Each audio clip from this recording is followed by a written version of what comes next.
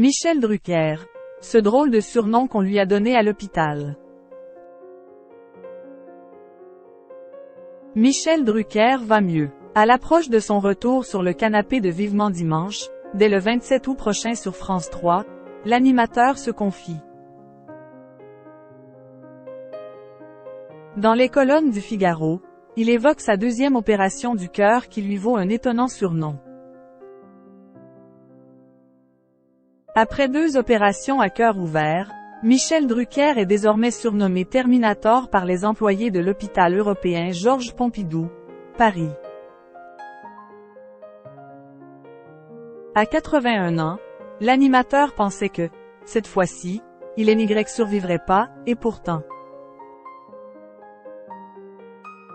D'abord stressé, comme il y a 3 lors de sa première intervention, il a préféré se dire que cette fois-ci encore il allait affronter un challenge comme un autre, explique-t-il au Figaro.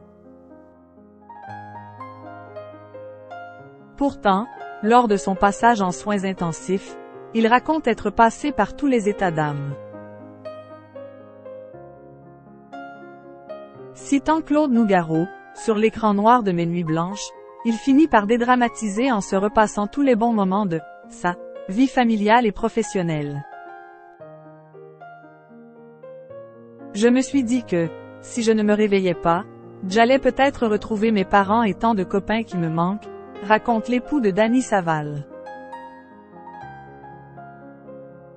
Ce n'est que plus tard, qu'il apprend que ses chances de scène sortir étaient de 20% selon ses médecins.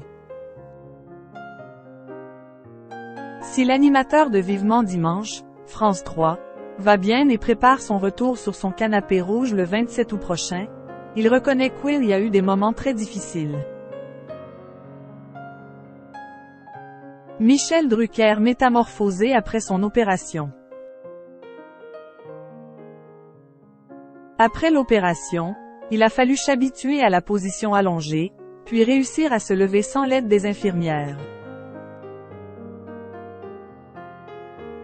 J'avais perdu tous mes muscles, et je ne voulais pas me regarder dans une glace de peur de découvrir le visage d'un fantôme, raconte Michel Drucker.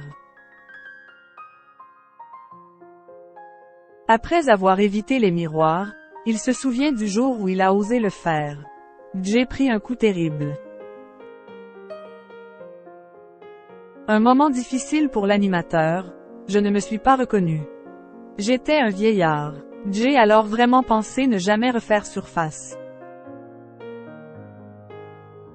Mais avec le recul, Michel Drucker parle de cette épreuve comme d'une expérience finalement très enrichissante où il a appris la solitude, le silence en étant coupé du monde. Avant de raconter avec humour ses échanges avec les professionnels de la santé qui l'ont suivi.